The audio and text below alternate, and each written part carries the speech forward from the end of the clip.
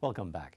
7 members of Ni Cui-ping's family were killed in Nanjing by Japanese soldiers. Madame Ni was just 11 years old when she was shot in the shoulder and left for dead. Now her statue stands as a reminder of her story at the Nanjing Memorial. One day, 5 Japanese soldiers came to where we were living, carrying guns and swords. Father was outside preparing a meal. He didn't realize that Japanese soldiers were just behind him. They shot him 3 times. He died immediately. The Japanese soldiers didn't go away. They turned to my mother and shot her too. She fell dead on the spot, embracing my father. I didn't shout, but I was also shot by a Japanese soldier. I also fell to the ground, just like my parents. I was rolling back and forth on the ground. I was half alive, half dead. My mouth was filled with blood.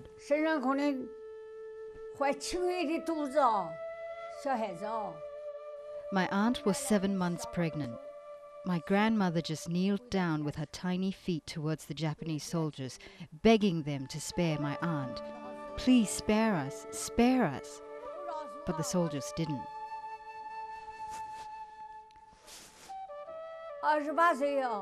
My aunt was just 28 years old but was raped by 5 Japanese soldiers, one by one. That night, my aunt caught a fever. She had a miscarriage and lost a lot of blood. She died soon afterwards. I still can't use my left arm. That arm never recovered. That's what the Japanese soldiers brought to the people. War. They killed so many people in my family. The Japanese don't want to recognize this, but this history is always there. You can't just wipe it away. And still with me in the studios, the Japanese historian and social commentator Hideaki Kase, on satellite from Rochester, New York, historian Richard Chu. Professor Chu, let me begin with you. Are you surprised that there has been this movement in recent years to revisit this from the Japanese side and perhaps rewrite this in some way? Of course, I can understand that. The simple reason was after the war, and the Japanese wartime leadership were never being punished except that few persons were executed. And those people were allowed. For example, Kishi. Kishi was the prime minister in 1957, if I'm correct, until 1960. But he was one of the cabinet members under Tojo's cabinet. And he would never, from the very beginning, accept anything the Japanese military were committed in China. 4 cabinet ministers of General Tojo became cabinet ministers, including Mr. Kishi, who became prime minister. Others became foreign minister, justice minister, and it was not because of the Cold War.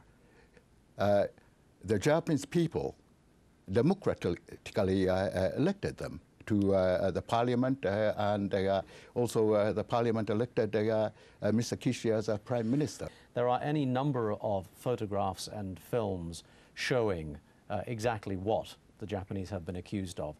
Given time, I can point to each picture and prove that they were fabricated or used, pirated from Japanese magazine pictures, wartime pictures, and twisted or even doctored.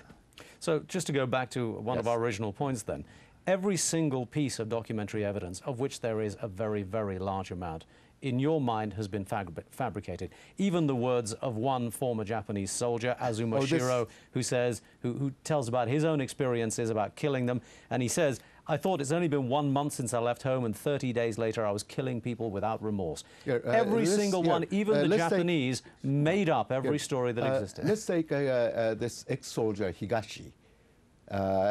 His writings are already proved false. All the names he mentions in his book, those soldiers. But you contend that every single piece of documentary evidence that points towards Japanese atrocity in Nanjing has been falsified? Yes, most of them. Dr. Chu, do you think that's possible? Let me just mention one thing. Today, we have all the evidences and the figures, how many corpses were buried by the Red Cross in Nanjing, by the Buddhist Chongshan Tang, by the International Wanzhihui, and by the International Rescue Mission, by the puppet government organization, and by individuals. Now there are detailed figures, how many corpses were buried. And the number, no matter how you calculate it, it's over 300,000. Why is it that here we are some 60, 70 years later? Why is this issue still important or even relevant? It's very simple, very simple. Japan wanted to, the Japanese right-wing people want to rewrite the whole history. They just don't want to admit any crimes that the militarist regime did.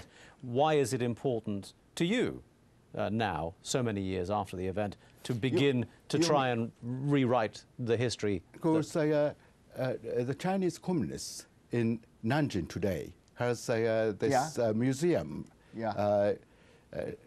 alleging that our forces killed 300,000 civilians in Nanjing 71 years ago.